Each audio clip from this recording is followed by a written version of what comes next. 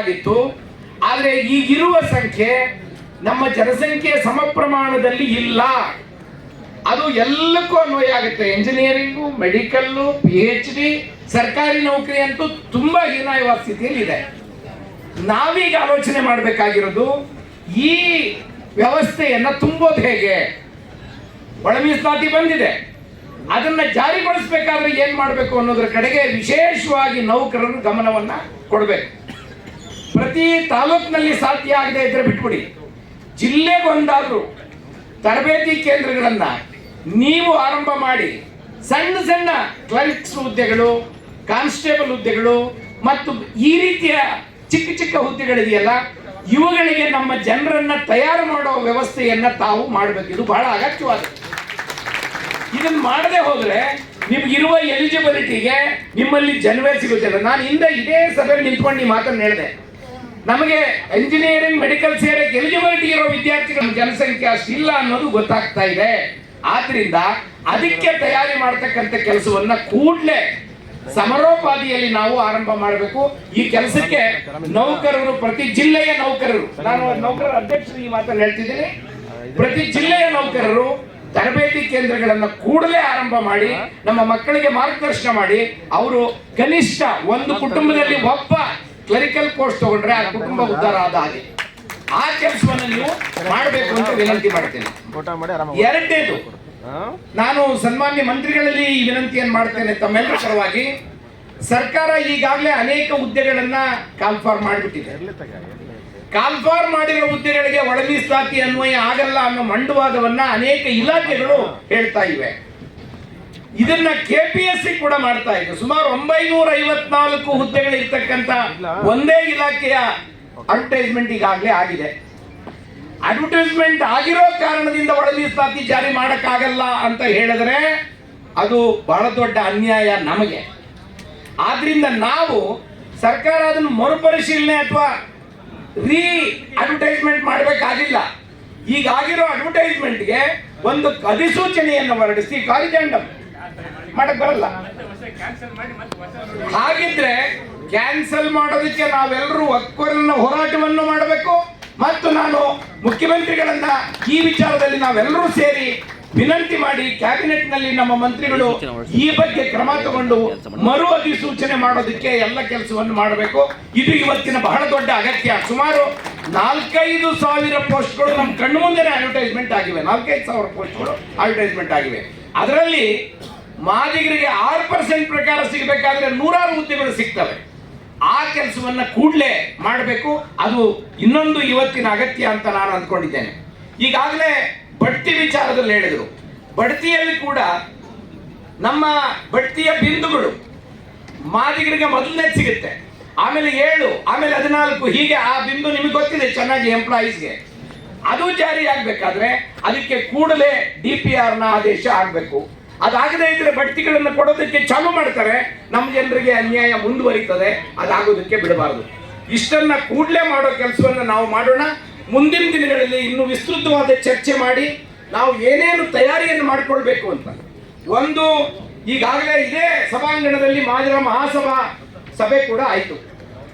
ಅದನ್ನ ಕಟ್ಟೋದಕ್ಕೆ ನಾವೆಲ್ಲ ಈಗ ಬಹಳ ದೊಡ್ಡ ವಿಚಾರವನ್ನ ಆ ದಿನ ಮಂಥನ ಮಾಡಿದ್ರು.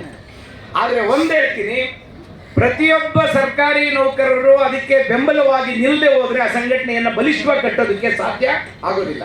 ತಾವೆಲ್ಲರೂ ಕೂಡ, ನಾನು ನಿಮ್ಮ ಸಂಘಟನೆ ಇನ್ನೊಂದು ಮಾತನ್ನು ಹೇಳ್ತೀನಿ, ಕರ್ನಾಟಕದಲ್ಲಿರುವ ಒಬ್ಬನೇ ಒಬ್ಬ ಗ್ರೂಪ್ ಡಿ ನೌಕರರ ಆದಿಯಾಗಿ ಕ್ಲಾಸ್ 1 ನೌಕರರವರೆಗೆ ಯಾರೂ ಬಿಟ್ಟು ಹೋಗದ ರೀತಿಯಲ್ಲಿ ನೀವು ಮೆಂಬರ್ಶಿಪ್ ಅನ್ನು ಮಾಡಿಸ್ಬೇಕು. ಇದು ಅತ್ಯಂತ ಅಗತ್ಯವಾಗಿದೆ.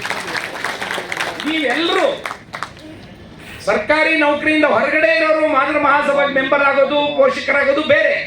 ಆದರೆ ಪ್ರತಿಯೊಬ್ಬ ಸರ್ಕಾರಿ ನೌಕರರು ಇದಕ್ಕೆ ಸದಸ್ಯನಾಗಿ ಬೆಂಬಲವಾಗಿ ನಿಲ್ಲದೆ ಹೋದ್ರೆ ಆ ಸಂಘಟನೆಯನ್ನು ಬಲಿಷ್ಠವಾಗಿ ಕಟ್ಟೋದಕ್ಕೆ ಸಾಧ್ಯ ಆಗೋದಿಲ್ಲ. ಆ ಕೆಲಸವನ್ನ ನೀವು ನೌಕರರ ಸಂಘದವರು ಅಗತ್ಯವಾಗಿ ಮಾಡಬೇಕು ಅಂತ ಹೇಳಿ ವಿನಂತಿ ಮಾಡಿ ನನ್ನ ಮಾತನ್ನು ಮುಗಿಸ್ತೇನೆ. ನಮ್ಮ ಅತ್ಯಮೂಲ್ಯವಾದ ಸಲಹೆಗಳಿಗೆ ಗೌರವಪೂರ್ವಕ ನಮನಗಳನ್ನು ಸಲ್ಲಿಸುತ್ತಾ ಮುಂದೆ ಒಳ ಮೀಸಲಾತಿ ಹಿರಿಯ ಹೋರಾಟಗಾರರಾದಂತಹ ಶ್ರೀಯುತ ಮಾರಪ್ಪ ಸರ್ ಅವರು ತಮ್ಮ ಅಭಿಪ್ರಾಯವನ್ನು ವ್ಯಕ್ತಪಡಿಸಬೇಕು ಅಂತ ಹೇಳಿ ವಿನಂತಿ ಮಾಡ್ಕೊಳ್ತೇನೆ. ಹಾಗಾಗಿ ಒಂದು ಗೌರವಪೂರ್ವಕ ವಿನಂತಿ ಏನಪ್ಪಾ ಅಂದ್ರೆ ಸಮಯದ ಅಭಾವದಿಂದ ಕೇವಲ 2 ನಿಮಿಷಗಳ ಕಾಲದಲ್ಲಿ ನೇರವಾಗಿ ನಮ್ಮ ನೌಕರರು ಮತ್ತೆ ಇಡೀ ಸಮುದಾಯಕ್ಕೆ ಮಾರ್ಗಸೂಚಿಯಾಗತಕ್ಕಂಥ ಅಭಿಪ್ರಾಯವನ್ನು ವ್ಯಕ್ತಪಡಿಸಬೇಕು ಅಂತೇಳಿ ಮತ್ತೊಮ್ಮೆ ತಮ್ಮಲ್ಲಿ ವಿನಂತಿ ಮಾಡ್ಕೊಳ್ತೇನೆ. ಎಲ್ಲರಿಗೂ ನಮಸ್ಕಾರ. ವಿಶೇಷವಾಗಿ ಕಳೆದ 20 ದಿನಗಳಲ್ಲಿ ನಡೆದಂಥ ಈ ಪ್ರೋಸೆಸ್ಗೆ ಮಾದಿಗ ಸಮಾಜದ ಅಧಿನಾಯಕನಾಗಿ ಅದನ್ನು ಮುನ್ನಡೆಸಿರ್ತಕ್ಕಂಥ KH ಮುನಪ್ಪ ಸಾಹೇಬರಿಗೆ ತುಂಬ ಧನ್ಯವಾದಗಳನ್ನು ತಿಳಿಸಿಕೊಳ್ಳುತ್ತೇನೆ. ಸಮಾಜದ ಪರವಾಗಿ ಮತ್ತು ನಮ್ಮ ಹೋರಾಟಗಾರರ ಪರವಾಗಿ. ಇದು ಅತಿಶಕ್ತಿ ಮಾತಲ್ಲ, ನಮ್ಮ ರಮೇಶ್ ಸರ್ ಅವರು ಮಾತಾಡೋ ಕಾಲಕ್ಕೆ ಅತಿಶಕ್ತಿ ಅನಿಸಲಿಲ್ಲ ಯಾವುದು. 26 MLAಗಳು ಒಂದು ಕಡೆ, 8 MLAಗಳು, ಅದು ಕೂಡ ಅಸಂಘಟಿತವಾದಂಥ ಪರಿಸ್ಥಿತಿ. ಕೇವಲ ಒಂದೇ ಒಂದು ದಿನ ಮಾತ್ರ ಹೊರಗಡೆ ಕಾಣಿಸುತ್ತೆ. ಅವತ್ತು 19, ಇದು ನನ್ನ ಮಾತಲ್ಲ, ಟಿವಿಗಳಲ್ಲಿ ಕಾಣಿಸ್ತಾ ಇದೆ. 6.5ಗೆ ಮುನಪ್ಪ ಸಾಹೇಬರು ಪಟ್ಟು ಹಿಡಿದಿದ್ದಾರೆ ಅಂತ ಅನ್ನೋದು ಟಿವಿಗಳಲ್ಲಿ ಬರ್ತಾ ಇತ್ತು ಸರ್. ಆಕ್ಚುಲಿ ತಾವು ಅದನ್ನು ಗಮನಿಸಲಿಕ್ಕೆ ನಾವು ಹೊರಗಡೆ ನಮ್ಮ ಹೋರಾಟ ಇತ್ತಲ್ಲ, ಅಲ್ಲಿಗೆ ನಾವೆಲ್ಲರೂ ಬಂದು ಹೇಳ್ತಾ ಇದ್ರು ಮಾತುಗಳನ್ನು. ಹಂಗಾಗಿ ಇವತ್ತಿನ ಸಭೆಗೆ ಸಾಲದಿಂದ ಉದ್ಘಾಟನೆ ಮಾಡಿಸಿದ್ದು ಬಹಳ ಸೂಕ್ತ ಅಂತ ನಾನು ಮತ್ತೆ ಎಲ್ಲ ಮಾತಾಡಿದರು. ದಯವಿಟ್ಟು ನಮ್ಮ ನೌಕರದಾರರ ಹತ್ರ ಒಂದು ಮನವಿದೆ, ನಾನು ತಪ್ಪು ತಿಳಬಾರ್ದು. ಬೆಳಗಿನಿಂದ ಇಲ್ಲಿವರೆಗೆ ಮಾತಾಡಿದಂಥ ಸಂದರ್ಭದಲ್ಲಿ ಕೇವಲ ನೌಕರದಾರರು ಮತ್ತೆ ಶಿಕ್ಷಕರದ ಬಗ್ಗೆ ಮಾತ್ರ ನಾವೆಲ್ಲರೂ ಇವತ್ತು ಮಾತಾಡ್ತಿದ್ದೆ. ಆದರೆ ಹೋರಾಟವನ್ನು ಕಟ್ಟಿ ಇಲ್ಲಿವರೆಗೆ ಮುನ್ನಡೆಸಿದವರು ಯಾರು ಡಿಗ್ರಿ ಹೋಲ್ಡರ್ಗಳಲ್ಲ, PhDಗಳಲ್ಲ, ಪ್ರೊಫೆಸರ್ಗಳಲ್ಲ. 80% ಜನಸಾಮಾನ್ಯರು. ಅವ್ರಿಗೆ ಗೊತ್ತಿಲ್ಲ ಪಾಪ ಈ ಹೋರಾಟ ನಮ್ಗೆ ಏನು ಸಿಗ್ತದೆ ಅಂತ ಗೊತ್ತಿಲ್ಲ. ಅವ್ರಿಗೆ ಸುಮ್ಮನೆ ಅಭಿಮಾನ ಬಂದಿರ್ಬೇಕಾದ್ರೆ ಆ ವರ್ಗಕ್ಕೆ ನಾವು ಏನು ಮಾಡ್ಬೋದು ಅಂತ ಅನ್ನೋದು ಇವತ್ತಿನ ಸಂದರ್ಭದಲ್ಲಿ ಯಾರಾದರೂ ಒಬ್ಬರು ಮಾತಾಡ್ತಾರೆ ಅಂತ ನನಗೆ ಒಂದು ನಿರೀಕ್ಷೆ ಇತ್ತು. ಅದೇ ನಡೆಸಿದ್ದು ಇವತ್ತು ನಮ್ಮೆಲ್ಲರನ್ನು ಕೂಡ ನಡೆಸಿದ್ದಾರೆ. ನನ್ನನ್ನು ನಡೆಸಿದ್ದಾರೆ, ನಿಮ್ಮೆಲ್ಲರೂ ನಡೆಸಿದ್ದಾರೆ. ನನಗೆ ತಿಳಿದ ಮಟ್ಟಿಗೆ ಬಹುಶಃ ಈ ವಿಷಯದಲ್ಲಿ ನಟರಾಜ್ ಅವರಿಗೆ ತುಂಬ ಮಾಹಿತಿ ಇದೆ. ನಮ್ದು ನಟರಾಜ್ ಅವರಿಗೆ ತುಂಬ ಮಾಹಿತಿ ಇದೆ. ನಾನು ಲಾಸ್ಟ್ ಟೈಮ್ ಒಂದು 3 ವರ್ಷಗಳ ಹಿಂದೆ ನಾನು ಮಾತಾಡೋ ಕಾಲಕ್ಕೆ ಹಲವಾರು ಕೆಲವು ಸ್ಟ್ಯಾಟಿಸ್ಟಿಕ್ಸ್ಗಳನ್ನ ಮುಂದಿಟ್ಟು ಮಾತಾಡಿದ್ದು ಅವರೇ ನಮ್ಮ ಮುಂದೆ ಆ ಸಂದರ್ಭದಲ್ಲಿ. ಸರ್ ಏನು ಮಾಡ್ಬೋದು? ನಮ್ಮ ಮಂಜುನಾಥ್ ಅವ್ರ ಪಕ್ಕದಲ್ಲಿ ಕುಂತಿದ್ರೆ ಅದೇ ಹೇಳ್ತಾ ಇದ್ದೆ. ನಿಮ್ಗೊಂದು ಸೆಕ್ಷನ್, ಒಂದು ಇಲಾಖೆ ಸಿಕ್ಕಿದೆ, ನಿಮಗೆ ನಿಗಮ ಸಿಕ್ಕಿದೆ. ಬಹುಶಃ ನಮ್ಮ ಸಮಾಜಕ್ಕೆ ಮುಂದಿನ ದಿನಗಳಲ್ಲಿ ಔಟ್ ಆಫ್ 30,000 crores SCP, ಅದರಲ್ಲಿ 6% ನಂದು ಪಾಲ್ ಅಂತಂದ್ರೂ ಕೂಡ ನಮಗೆ ಸುಮಾರು 10,000 ಕೋಟಿಗಿಂತ ಹೆಚ್ಚು ನನ್ನ ಪಾಲಿದೆ, ಮಾದಿಗರ ಪಾಲು. ಮೊದಲನೇ ಬಾರಿಗೆ ಇತಿಹಾಸದಲ್ಲಿ ನಾವು 500 ಕೋಟಿ ಕೂಡ ನಮ್ಗೆ ಸಿಕ್ಕಿಲ್ಲ ಇಲ್ಲಿವರೆಗೆ. ಆದರೆ 10,000 ಕೋಟಿ ತನಕ ಹೋಗ್ತದೆ ಅನ್ನೋದಾದ್ರೆ ಅದು ಬಹುಶಃ ನಿಮ್ಮ ನಿಗಮ ಮುಖಾಂತರ ಬರೋ ಚಾನ್ಸಸ್ ಹೆಚ್ಚಿಗಿದೆ ಅಂತ ನಾನು ಆ ಮಾತು ಹೇಳಿದೆ ಅವ್ರಿಗೆ. ನಾನು ಪಕ್ಕದಲ್ಲೇ ಕೂತಿದ್ದೆ. ನಾವು ಅದ್ರ ಮುಖಾಂತರ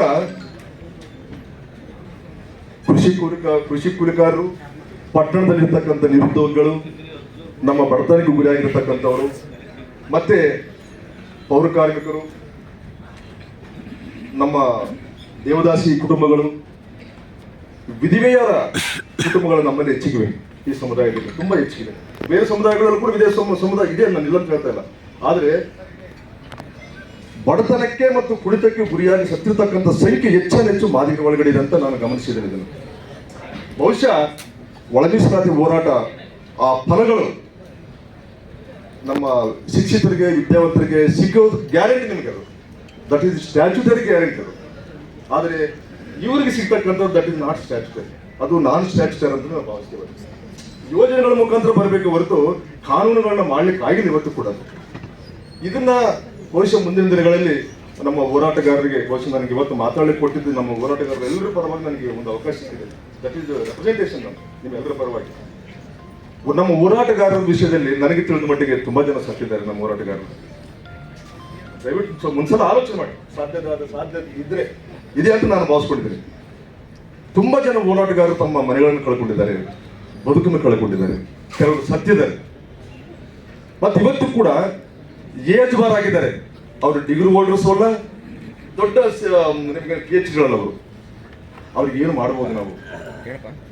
ಇದನ್ನ ನಡೆಸ್ಕೊಂಡು ಬಂದಿರ್ತಕ್ಕಂಥ ಬಹಳ ಪ್ರಮುಖರವರು. ಅವ್ರು ಇಲ್ಲದೆ ಹೋದ್ರೆ ಈ ಹೋರಾಟ ಇಲ್ಲ ನಿಮಗೆ.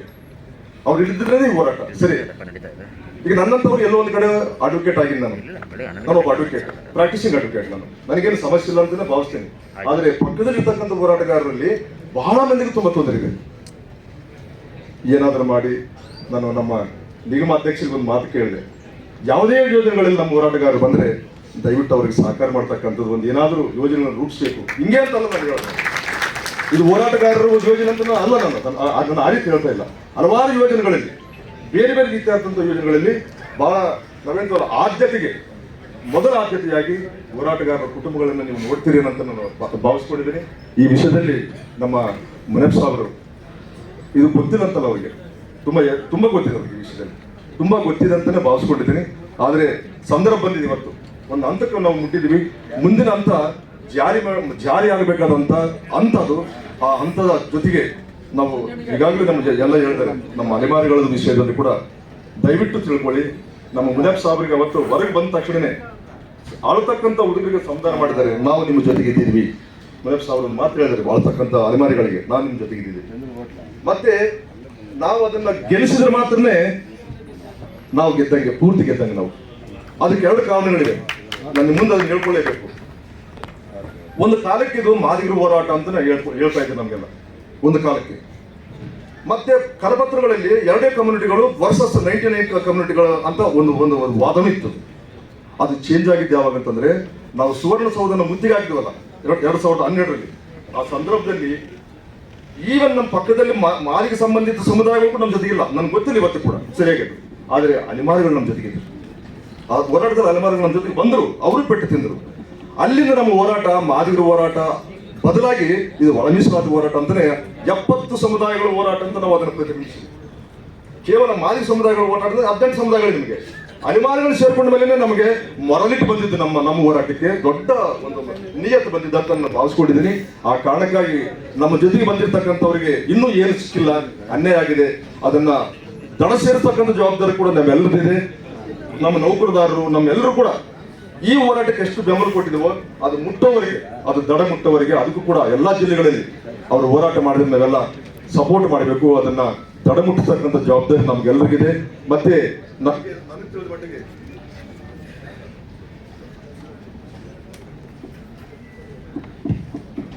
ನಮ್ಮ ರಮೇಶ್ ಅವರು ಕೊನೆಯ ಹಂತದಲ್ಲಿ ಒಂದು ಮಾತು ಹೇಳಿದ, ನನ್ಗೆ ಬಹಳ ಇಷ್ಟ ಆಯ್ತು ಆ ಮಾತು. ಈ ಸಂದರ್ಭದಲ್ಲಿ ನಾವಿದ್ದ ಸಲುವಾಗಿ ಅಲ್ಲ, ನಾವು ಹೋರಾಟ ಮಾಡ್ತೀವಿ ಅಂತ ಅನ್ನೋ ಕಾರಣಕ್ಕಾಗಿ ಮುನಪ್ಪ ಸರ್ ಇದ್ರು ಅಥವಾ ಮುನಪ್ಪ ಸರ್ ಇದ್ದಾರೆ ಅನ್ನೋ ಕಾರಣಕ್ಕಾಗಿ ನಮ್ಮ ಹೋರಾಟ ಸಕ್ಸಸ್ ಆಯ್ತು ಅಂತ ಯಾರಾದ್ರೂ ಹೇಳಿದ್ರೆ ಡೆಫಿನೆಟ್ ಆಗಿ ಪೊಲಿಟಿಕಲ್ ಪವರ್ ಇದೆ ಮಾಸ್ಟರ್ ಕೀ. ಅವರಲ್ಲಿ ಇಲ್ಲದೆ ಹೋಗಿದ್ರೆ ನಮ್ಮ ಪರವಾಗಿ ಒಂದು ಧ್ವನಿನೇ ಇಲ್ಲ ಅಂತ ಅನ್ನೋದು ಸತ್ಯ ಇದೆ.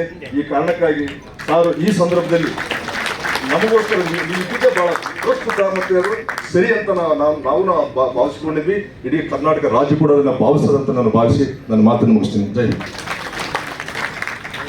ಅತ್ಯಂತ ಶೋಷಣೆಗೆ ತುಳಿತಕ್ಕೆ ಒಳಗಾಗಿರ್ತಕ್ಕಂತಹ ಮಾದಿಗ ಸಮುದಾಯದ ಗ್ರಾಮೀಣ ಜನರಿಗೆ ಸರ್ಕಾರದ ಯೋಜನೆಗಳು ಸಿಗಲಿ ಅಂತೇಳಿ ಆಶಿಸ್ತಾ ಮಾರ್ಗದರ್ಶನ ಮಾಡಿದಂತಹ ಶ್ರೀಯುತ ಮಾರಪ್ಪ ಸರ್ ಹೋರಾಟಗಾರರಿಗೆ ಕಾರ್ಯಕ್ರಮದ ಪರವಾಗಿ ಗೌರವಪೂರ್ವಕ ನಮನಗಳು.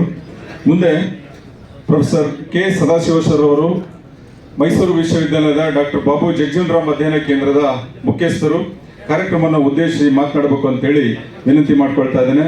ಕೇವಲ ಇನ್ನು ಒಂದು 3 ಜನ ಹಿರಿಯ ಹೋರಾಟಗಾರರು ಮತ್ತೆ ಹಿರಿಯ ಅಧಿಕಾರಿಗಳ ಮಾತನಾಡಿದ ನಂತರ KH ಮುನಿಯಪ್ಪ ಸಾಹೇಬರು ಮಾತನಾಡಿದ್ದಾರೆ. ಇನ್ನೊಂದು ಅರ್ಧ ಗಂಟೆಗಳಲ್ಲಿ ಈ ಕಾರ್ಯಕ್ರಮ ಮುಕ್ತಾಯವಾಗುತ್ತೆ. ಸೊ ದಯಮಾಡಿ ಸಾವಧಾನವಾಗಿ ಬಹಳ ಶಿಸ್ತಿನಿಂದ ಕುಳಿತು ಕಾರ್ಯಕ್ರಮವನ್ನು ಆಲಿಸಬೇಕು ಅಂತೇಳಿ ತಮ್ಮಲ್ಲಿ ವಿನಂತಿ ಮಾಡ್ಕೊಳ್ತಾ ಇದ್ದೇನೆ.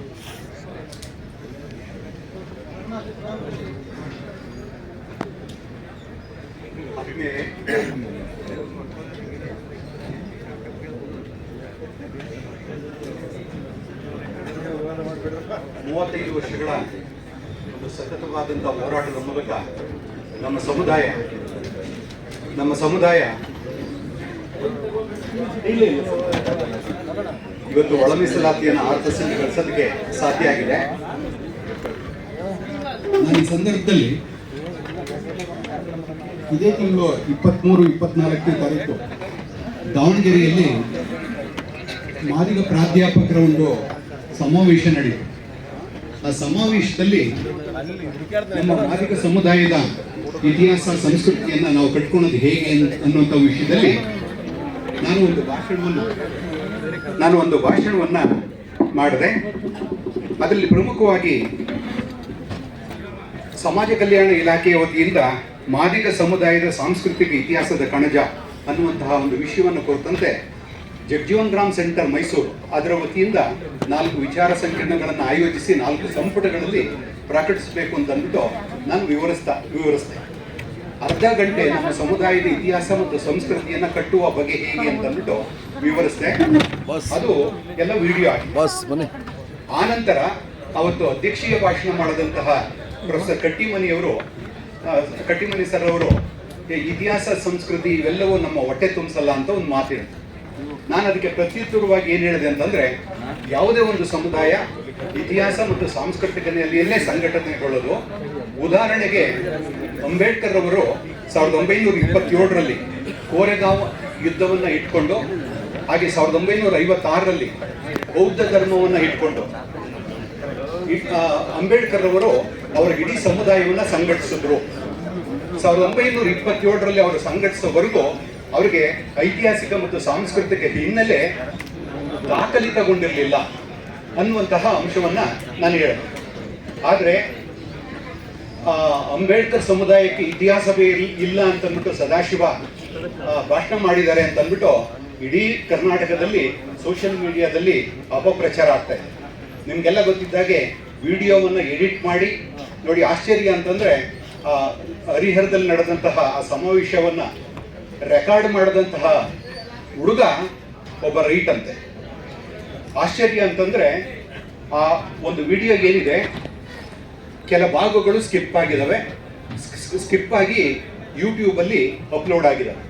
ಮತ್ತೆ ಅದನ್ನ ಕುರಿತಂತೆ ಅದನ್ನ ತಿರುಚಿ ಅನೇಕ ವಿಡಿಯೋಗಳನ್ನ ಮಾಡಿ ವೈಯಕ್ತಿಕವಾಗಿ ನನ್ನನ್ನು ಮತ್ತು ಇಡೀ ನಮ್ಮ ಸಮುದಾಯವನ್ನ ಇವತ್ತು ಕೆಟ್ಟ ತೇಜೋವಧೆ ಮಾಡಿ ಕೆಟ್ಟ ಮಾತಿನಲ್ಲಿ ಬೈತಾ ಇರೋದನ್ನ ನೀವು ಕಾಣ್ಬೋದು.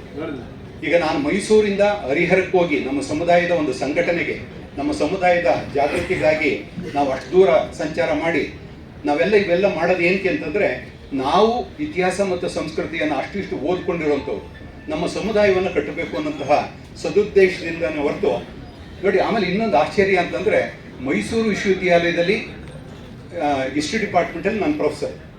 ಫಸ್ಟ್ ಟೈಮ್ ಕರ್ನಾಟಕದಲ್ಲಿ Dalit movement in modern India with special reference to Ambedkar ಅನ್ನುವಂಥ ಒಂದು ಪೇಪರ್ನ MA ಇಂಟ್ರೊಡ್ಯೂಸ್ ಮಾಡಿ ನಾನು ಪಾಠ ಮಾಡಿದ್ದೀನಿ 7 ವರ್ಷ. ಹಾಗೆಯೇ ನಾನು ನನ್ನ ಪುಸ್ತಕ ಪ್ರಾಚೀನ ಭಾರತ ಅಂತ ಒಂದು ಪುಸ್ತಕ ಬರೆದಿದ್ದೀನಿ. ಇಡೀ ಕರ್ನಾಟಕದಲ್ಲಿ ಅವು ಎಲ್ಲರೂ ಓದ್ತಾ ಇದ್ದಾರೆ. ಅದರಲ್ಲಿ ಅಂಬೇಡ್ಕರ್ ಅವರು ಬುದ್ಧಾಂಡ್ ಇಸ್ ಧಮ್ಮ ಅನ್ನುವಂಥ ಕೃತಿಯಲ್ಲಿ ಅವರು ಸಿದ್ಧಾರ್ಥನಾಗಿದ್ದವರು ಬುದ್ಧನಾಗೋದಕ್ಕೆ ಅರಮನೆಯನ್ನು ತ್ಯಜಿಸಿ ಹೋಗೋದಕ್ಕೆ ಕಾರಣ ಏನು ಅಂತ ಅಂದ್ಬಿಟ್ಟು ಅಂಬೇಡ್ಕರ್ ಅವರು ಏನು ದಾಖಲೆ ಮಾಡಿದ್ದಾರೆ ಅದನ್ನ ಕನ್ನಡದಲ್ಲಿ ಇತಿಹಾಸದ ಪುಸ್ತಕದಲ್ಲಿ ರೋಹಿಣಿ ನದಿಯ ನೀರಿನ ಹಂಚಿಕೆಯ ವಿಷಯವೇ ಸಿದ್ಧಾರ್ಥ ಬುದ್ಧನಾಗೋದಕ್ಕೆ ಹೋಗೋದಕ್ಕೆ ಕಾರಣ ಆಯಿತು ಅನ್ನುವಂಥದ್ದನ್ನ 4 ಪುಟಗಳನ್ನ ನನ್ನ ಪುಸ್ತಕದಲ್ಲಿ ಪ್ರಕಟಿಸಿದ್ದೆ. ಹಾಗಿದ್ರೆ ನಾನು ಯಾವ ನೆಲೆಯಲ್ಲಿ ನಾನು ಅಂಬೇಡ್ಕರ್ ವಿರೋಧಿ? ನಾನು ಇಷ್ಟೇ ಹೇಳಿರೋದು, 1927ರಲ್ಲಿ ಅಂಬೇಡ್ಕರ್ ಅವರು ತಮ್ಮ ಸಮುದಾಯದ ಇತಿಹಾಸ ಮತ್ತು ಸಾಂಸ್ಕೃತಿಕ ಹಿನ್ನೆಲೆಗಳನ್ನು ಗುರುತಿಸಿ ಅವರಿಗೆ ಸಾಂಸ್ಕೃತಿಕ ಹಿನ್ನೆಲೆಯನ್ನು ಒದಗಿಸ್ಕೊಟ್ರು. ಅದೇ ಮಾದರಿಯನ್ನ ನಮ್ಮಂತಹ ಸಮುದಾಯಗಳು ಅಳವಡಿಸ್ಕೋಬೇಕು ಅಂತ ನಾನು ಹೇಳಿದ್ದೇನೆ ಹೊರತು ಅದನ್ನ ಅಂಬೇಡ್ಕರ್ ಅವರ ವಿಧಾನವನ್ನು ನಾವು ಮಾದರಿಯಾಗಿ ಅನುಸರಿಸಬೇಕು ಅಂತ ಹೇಳಿದ್ದೀನಿ. ನಾನು ಯಾವುದೇ ಕಾರಣಕ್ಕೂ ಅಂಬೇಡ್ಕರ್ ಅವರನ್ನ ಟೀಕೆ ಮಾಡಿಲ್ಲ. ಆಶ್ಚರ್ಯ ಅಂತಂದ್ರೆ ವಿಡಿಯೋನಲ್ಲಿ ಆ ಥರದ ಇದನ್ನೆಲ್ಲ ದಾಖಲು ಮಾಡಿದ್ದಾರೆ. ಯಾಕೆಂದ್ರೆ ಇವತ್ತು ನಮ್ಮ ಸಮುದಾಯದ ನಾಯಕರಿದ್ದಾರೆ, ಮತ್ತೆ ಕರ್ನಾಟಕದ ಎಲ್ಲ ಉದ್ಯೋಗಿಗಳು ನಾವೆಲ್ಲ ಭಾಗವಹಿಸಿದ್ವಿ. ಯೋಚನೆ ಮಾಡಿ, ನಾನು 35 ವರ್ಷ ಹಿಸ್ಟ್ರಿಯನ್ನು ಓದಿ ಪ್ರೊಫೆಸರ್ ಆಗಿ ನನ್ನ ಪುಸ್ತಕಗಳನ್ನ ಇಡೀ ಕರ್ನಾಟಕದಾದ್ಯಂತ ಓದ್ತಾರೆ. ನಾನು ಆಧಾರ ಇಲ್ಲದೆ ನಾನು ಏನಾದರೂ ಮಾತಾಡೋಕ್ಕೆ ಸಾಧ್ಯವ? ನೋಡಿ, ನಾನು ಮಾತಾಡಿದ ಮೇಲೂ ಸಹ ನನ್ನ ಪ್ರತಿಯೊಂದು ಮಾತಿಗೂ ಆಧಾರಗಳನ್ನ ಕೊಟ್ಟಿದ್ದೀನಿ. ನಾನು ಯಾವ ಪುಸ್ತಕವನ್ನ ರೂಪದ ಪುಸ್ತಕವನ್ನು ಬಳಸ್ಕೊಂಡು ಹೇಳಿದ್ದೀನಿ ಅಂತ ನಾನು ಆಧಾರವನ್ನು ಕೊಟ್ಟಿದ್ದೇನೆ. ಒಟ್ಟಾರೆ ಇದು ವೈಯಕ್ತಿಕವಾಗಿ ಅಪಪ್ರಚಾರ ಮಾಡ್ತಾ ಇದ್ದಾರೆ. ಅಷ್ಟೇ ಅಲ್ಲ, ಮೈಸೂರು ಯೂನಿವರ್ಸಿಟಿನಲ್ಲಿ ಯೋಚನೆ ಮಾಡಿ, ನಾನು ತಿಮ್ರಾಯಪ್ಪ ಅಂತ ಇವತ್ತು ಪ್ರೊಫೆಸರ್ ಬಂದಿದ್ದಾರೆ. ನಾವಿಬ್ಬರೇ ಮೈಸೂರು ಯೂನಿವರ್ಸಿಟಿಯಲ್ಲಿ ಇರೋದು. ಇನ್ನು ಉಳಿದಂತೆ 200 ಜನ ಎಲ್ಲ ಅವರೇ. ಇವತ್ತು ಯಾವ ಸ್ಥಿತಿ ಇದೆ ಅಂತಂದ್ರೆ ಜಗಜೀವನ್ ರಾಮ್ ಸೆಂಟರ್ಗೆ ಮುತ್ತಿಗೆ ಹಾಕೋದಕ್ಕೆ ಪ್ರತಿ ದಿವಸ 50-100 ಜನ ವಿದ್ಯಾರ್ಥಿಗಳು ಪ್ರತಿ ದಿವಸ ನಮ್ಮ ಕೇಂದ್ರಕ್ಕೆ ದಾಳಿ ಮಾಡ್ತಾರೆ. ಹಾಗಿದ್ರೆ ನಾವು ಯಾವುದನ್ನು ಈ ಉದಾಹರಣೆ ನೋಡಿ, ನಮ್ಮ ಸಮುದಾಯವನ್ನು ಕುರಿತಂತೆ ಏನು ಇತಿಹಾಸ ಇದೆ ಅದನ್ನು ನಾವು ಹೇಳ್ಬಾರ್ದ? ಇವತ್ತು ನಮ್ಮ ಮೇಲೆ ದೌರ್ಜನ್ಯ ನಡೀತಾ ಇದೆ. ನಮ್ಮ ಮಾತುಗಳನ್ನ ದಮನ ಮಾಡುವಂತ ಪ್ರಯತ್ನ ನಡೀತಾ ಇದೆ. ಸೊ ದಯವಿಟ್ಟು ಅದನ್ನ ತಮ್ಮೆಲ್ಲರ ಮುಂದೆ, ಆಮೇಲೆ ನಾನು ಒಂದು ನೇರವಾಗಿ ಹೇಳ್ತೀನಿ, ನಾನು ಮಾಡಿರುವಂತ ಭಾಷಣದ ಸಂಪೂರ್ಣ ವಿಡಿಯೋ ಯೂಟ್ಯೂಬ್ ಅಲ್ಲಿ ಅದು ಎಡಿಟ್ ಮಾಡಿ ಅದನ್ನ ಮಾಡಿದ್ದಾರೆ. ಸೊ ಈ ಸಂದರ್ಭವನ್ನ ಇದಕ್ಕೋಸ್ಕರ ನಾನು ಇದನ್ನ ಸಮಜಾಯಿಸಿ ಕೊಡಬೇಕು ಅಂತ ತಮ್ಮ ಗಮನಕ್ಕೆ ತಂದಿದ್ದೇನೆ. ಸೊ ಹಾಗಾಗಿ ಇದು ಕರ್ನಾಟಕದಲ್ಲಿ ಎಲ್ಲಾದರೂ ಸರಿ ನಮ್ಮ ಸಮುದಾಯದ ಇತಿಹಾಸ ಸಂಸ್ಕೃತಿಯನ್ನು ನಾವು ಕುರಿತು ಹೇಳಕ್ ಹೋದ್ರೆ ನಮ್ಮ ಮೇಲೆ ದೌರ್ಜನ್ಯ ನಡೀತಾ ಇದೆ. ಸೊ ಹಾಗಾಗಿ ನಮ್ಮ ನಾಯಕರಾದಂಥ ಕೆ.ಎಚ್. ಮುನಿಯಪ್ಪ ಅವರು ಮತ್ತಿತರ ನಾಯಕರು ನಮ್ಮ ಸಮುದಾಯದ ಯಾರೇ ಆಗಲಿ ಅವರಿಗೆ ರಕ್ಷಣೆ ಕೊಡಬೇಕು ಅನ್ನುವಂತಹ ಮಾತನ್ನ ಹೇಳಿ ನನ್ನ ಮಾತುಗಳನ್ನು ಮುಗಿಸ್ತೇನೆ. ಅಂತ ನಮ್ಮೆಲ್ಲರ ಹೆಮ್ಮೆ, ಮನೆ ಮನೆಗೂ ಮನಮನಕ್ಕೂ ಬಾಬು ಜಗಜೀವನ್ ರಾಮ್ ಅನ್ನುವಂಥ ಪುಸ್ತಕವನ್ನ ಕರ್ನಾಟಕ ರಾಜ್ಯದಲ್ಲಿ ಮೊಟ್ಟ ಮೊದಲ ಬಾರಿಗೆ. ಸರಿ ಸರಿ ಸರಿ ಸರಿ ಸರಿ ಧನ್ಯವಾದಗಳು ಸರ್. ಸದಾಶಿವ ಸರ್ ಅವರಿಗೆ ಧನ್ಯವಾದಗಳು. ನಾವೆಲ್ಲರೂ ನಿಮ್ಮ ಜೊತೆಗಿದೆ ಸರ್. ಎಲ್ಲ ಸಮಾಜ ನಿಮ್ಮೊಂದಿಗಿದೆ, ಧೈರ್ಯವಾಗಿರಿ. ಈಗ ವೇದಿಕೆ ಮೇಲೆ ಮತ್ತೋರ್ವ ಹಿರಿಯರಾಗಿರ್ತಕ್ಕಂಥ ಮಾಜಿ ಶಾಸಕರಾಗಿರ್ತಕ್ಕಂಥ ಶ್ರೀಯುತ ಗಂಗ ಹನುಮಯ್ಯ ಸರ್ ಅವರು 2 ಮಾತುಗಳನ್ನು ಹೇಳಬೇಕಂತೇಳಿ ವಿನಂತಿ ಮಾಡ್ಕೊಳ್ತಾ ಇದ್ದೀನಿ.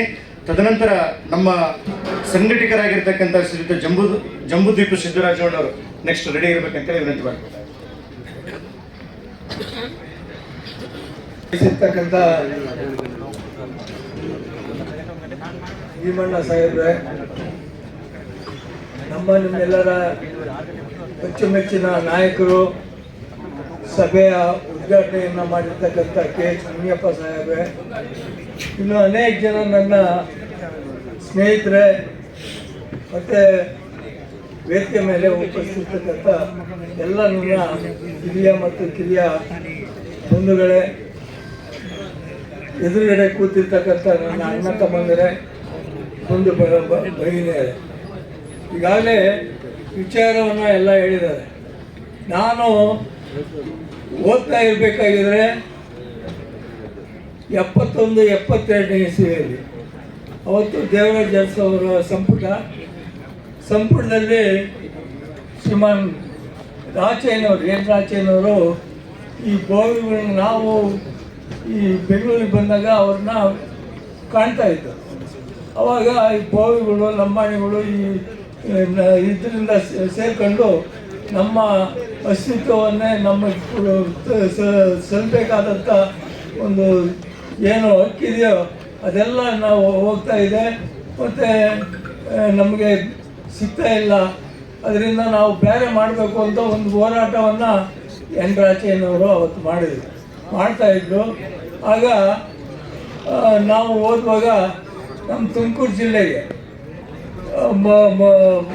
ಅರಸು ಅವರು ಈ ಒಂದು ಹರಿಜನರು ಆದಿ ಕರ್ನಾಟಕ ಜನಾಂಗದಿಂದ ಒಂದು ರೆಸಲ್ಯೂಷನ್ ಪಾಸ್ ಮಾಡ್ಕೊಂಡ್ಬಂದರೆ ನಿಮಗೆ ಮಂತ್ರಿ ಪದವಿಯನ್ನು ಕೊಡ್ತೀವಿ ಅಂತ ಹೇಳಿದರು.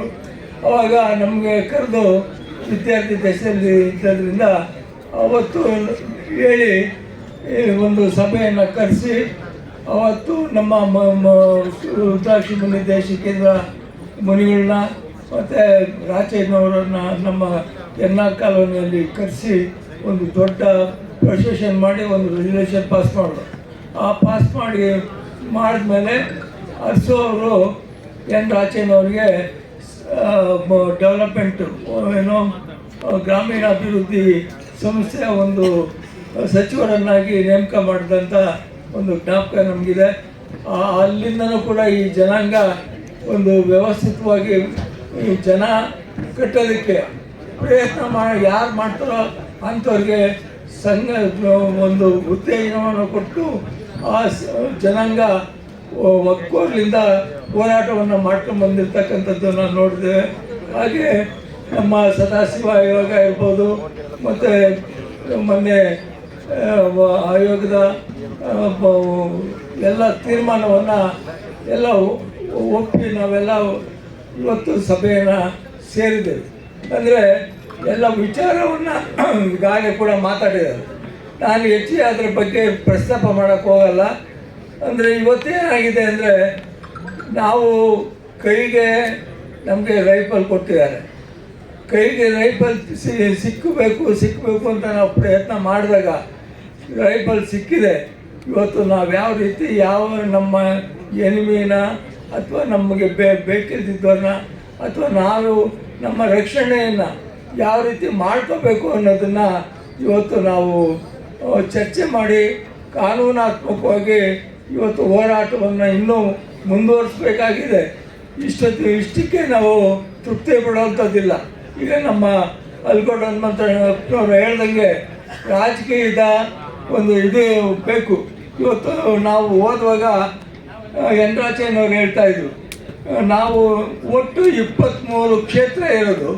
23 ಕ್ಷೇತ್ರದಲ್ಲಿ ನಾವು 18-20 ಜನ MLAಗಳು ಇರ್ತಿದ್ದು ಮಾದಿಗರೇ. ಇವತ್ತು ಎಲ್ಲೋಯ್ತು ಅಂತ ಹೇಳ್ತಾರೆ. ಇವತ್ತು 32 ಇದೆ. 32 ಕ್ಷೇತ್ರದಲ್ಲೂ ಕೂಡ ಎಲ್ಲ ಬೇರೆ ಬೇರೆಯವರು ಆರಿಸಿ ಬರ್ತಾರೆ. ಬಿಟ್ಟರೆ ನಮಗೆ 6 ಜನ 7 ಜನ ಅದು ಅವ್ರ ಶಕ್ತಿಯಿಂದ ಅವರ ಇದರಿಂದ ಗೆದ್ದು ಬರ್ತಾ ಇದೆ. ಅದು ಬಿಟ್ಟರೆ ನಮ್ಮ ಜಾತಿ ಬಂದಿಂದ ಬರೋಕ್ಕಾಗ್ತಾ ಇಲ್ಲ ಅಂಥ ಒಂದು ಸನ್ನಿವೇಶ ಇವತ್ತು ನೋಡ್ತಾ ಇದ್ದೇವೆ. ಅದಕ್ಕೋಸ್ಕರ ಮುಂದೆನೂ ಕೂಡ ಇದು ಹೋರಾಟ ನಿಲ್ಲಂಗಿಲ್ಲ. ಹೋರಾಟ ಅಂತ ಮಾಡಲೇಬೇಕು. ಮಾಡಿ ಎಲ್ಲಿ ಕಾನೂನು ತೊಡಕಾಗಿದೆ ಆ ತೊಡಕಿಗೆ ಸರ್ಕಾರದ ಗಮನ ಹರಿಸೋದಕ್ಕೆ ಎಲ್ಲ ಸರ್ವ ಪ್ರಯತ್ನವನ್ನು ಮಾಡಬೇಕು. ಮತ್ತು ನಮ್ಮ ಮುಂಚೂಣಿಯಲ್ಲಿರ್ತಕ್ಕಂಥ ಎಡಗೈ ಜನಾಂಗಕ್ಕೆ ಇವತ್ತು ನಮ್ಮ ಕಣ್ಣಾಗಿರ್ತಕ್ಕಂಥ ನಮ್ಮ ಮುನಿಯಪ್ಪನವರು, ಅವರು ನಾನು ಮೊದಲು MLA ಆಗಿದ್ದಾಗಲಿಂದಲೂ ಕೂಡ ನಮ್ಮ ರೂಮ್ನಲ್ಲೇ ನಾವು ಎಲ್ಲ ಇರ್ತಾ ಇದ್ವಿ. ನಮ್ಮ ಕ್ಷೇತ್ರಕ್ಕೆ ಕೃಷ್ಣರಾವ್ ಅಂತ ಅಂದ್ಬಿಟ್ಟು MP ಗಳಾಗಿದ್ದರು. ಆ MP ಗಳ ಒಂದು ಬ್ರಾಹ್ಮಣರ ಆಶೀರ್ವಾದದಿಂದ ಅವರು ಭಾಳ ಚೆನ್ನಾಗಿ ಅವರ ಏನು ನಡೆ ನುಡಿ ಏನು ಮಾಡ್ತಾಯಿದ್ರು ಅದನ್ನೇ ಕಾಪಿ ಮಾಡಿಕೊಂಡು ಇವತ್ತು ಅವರು ಒಂದು ಉನ್ನತ ಒಂದು ಅಧಿಕಾರವನ್ನು ಪಡೆದಿದ್ದಾರೆ ಅಂತ ನಾನಾದರೂ ಕೂಡ ಭಾವನೆ ಮಾಡ್ತೇನೆ. ಯಾಕೆಂದರೆ ಅವರು 6 ಸಾರಿ MP ಆಗಿ MLAಗಳಾಗಿ ಮಂತ್ರಿಗಳಾಗಿ ಈ ಜನಾಂಗಕ್ಕೆ ಒಂದು ಹೆಚ್ಚಿನ ರೀತಿಯಲ್ಲಿ ಇವತ್ತು ಸಹಾಯ ಮಾಡಿದ್ದಾರೆ. ಅವರು ಇನ್ನು ಮುಂದೆ ಈ ಜನಾಂಗ ಮುಂಚೂಣಿಯಲ್ಲಿ ಇರೋಂಗೆ ಮಾಡಬೇಕು. ಕಾನೂನುಬದ್ಧವಾಗಿ ಅವರು ಎಲ್ಲ ತಿಳ್ಕೊಂಡು ಎಚ್ಚರವನ್ನು ಕೊಡ್ತಕ್ಕಂಥ ಕೆಲಸವನ್ನು ಮಾಡ್ತಾರೆ ಅಂತ ನಾನಾದರೂ ಕೂಡ ಭಾವನೆ ಮಾಡಿ. ಜಂಬೂದೀಪ ಸಿದ್ದರಾಜಣ್ಣವರು ಅಧ್ಯಕ್ಷರು ಆದಿಜಂಬ ಸಂಘಟನೆ ಕರ್ನಾಟಕ, ಅವರು ಮಾತನಾಡಬೇಕು. 2 ನಿಮಿಷ ಮಾತಾಡಬೇಕು. ದಯವಿಟ್ಟು ಹೊರಗಿದ್ದಂಥವ್ರು, ಇದಾದ ನಂತರ ಮಾನ್ಯ ಸಚಿವರು ಮಾತನಾಡಲಿದ್ದಾರೆ. ಹಾಗಾಗಿ ಹೊರಗಿದ್ದಂಥವ್ರು ಒಳಗಡೆ ಬರಬೇಕು. ಒಂದು ಸೆಕೆಂಡ್. ಕಳೆದ 1-1.5 ತಿಂಗಳಿಂದ ನಾನೇ ಸಾಕ್ಷಿ. ತುಂಬ ಸಾರಿ ಮಾಡುವಂಥ ಕೆಲಸಗಳು ಗೊತ್ತಾಗಲ್ಲ. ಕೆಲವರು ಮಾತಾಡ್ತಾರೆ, ಕೆಲಸಗಳಾಗಿರಲ್ಲ. ಮತ್ತು ಕೆಲವರು ಕೆಲಸ ಮಾಡ್ತಿರ್ತಾರೆ, ಗೊತ್ತಾಗಿಲ್ಲ. 1.5 ತಿಂಗಳಿಂದ ಖಾಲಿ ಚಕ್ರ ಕಟ್ಕೊಂಡಂಗೆ ಸಾಹೇಬರು ಕೆಲಸ ಮಾಡಿದ್ದಾರೆ. ನಾವು ಇಷ್ಟೆಲ್ಲ ಪ್ರಶ್ನೆಗಳು ಎತ್ತಿದ್ದೀವಲ್ಲ, ಅದಕ್ಕಷ್ಟಕ್ಕೂ ಕೂಡ ಕ್ಲಾರಿಫಿಕೇಶನ್ ಕೊಡ್ತಾರೆ ಮತ್ತು ಒಂದಷ್ಟು ತಮಗೆ ಸಲಹೆ ಕೊಡ್ತಾರೆ. ನಿನ್ನೆ ಖುದ್ದಾಗಿ CM ಸಾಹೇಬ್ರ ಹತ್ರ ಮಾತಾಡಿದ್ದಾರೆ, ಚೀಫ್ ಸೆಕ್ರೆಟರಿ ಅವರು ಇದ್ರು. ತುಂಬ ಅನೇಕ ವಿಷಯಗಳು ಸಾಹೇಬ್ರ ಹತ್ರ ಇದೆ. ದಯವಿಟ್ಟು ಮುಖ್ಯವಾಗಿ ಆ ವಿಷಯಗಳನ್ನು ತಾವೆಲ್ಲರೂ ಕೇಳಬೇಕು. ಅದಕ್ಕಾಗಿ ಇನ್ನೊಂದು 15-20 ನಿಮಿಷ ತಾವು ದಯವಿಟ್ಟು ಕೂತ್ಕೊಂಡು ಕೇಳಿ. Okay, thank you.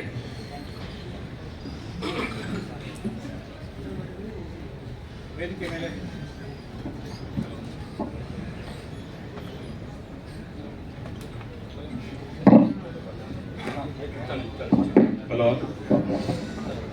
ವೇದಿಕೆ ಮೇಲೆ ಉಪಸ್ಥಿತಿರುವಂಥ ನನ್ನೆಲ್ಲ ಆತ್ಮೀಯ ಗಣ್ಯರೇ, ಮುಂಭಾಗದಲ್ಲಿರುವ ಅಣ್ಣ ತಮ್ಮದಿರೇ, ಅಕ್ಕ ತಂಗಿಯರೇ, ಈ ಒಳ ಮೀಸಲಾತಿ ವಿಚಾರದಲ್ಲಿ ಹೋರಾಟ ಮಾಡಿರುವಂಥ ಸಮರ ಸೇನಾನಿಗಳೇ, ಬಂಧುಗಳೇ, ಇವತ್ತು ನೀವೆಲ್ಲರೂ ಇಲ್ಲಿ ಕೂತಿರ್ಬೇಕಾದ್ರೆ ಇದಕ್ಕೆ ಮೂಲ ಕಾರಣ ಮತ್ತು ಇಡೀ ರಾಜ್ಯದಲ್ಲಿ ಸುಮಾರು 33 ವರ್ಷಗಳಿಂದ ಮಾಡಿರೋ ಹೋರಾಟದ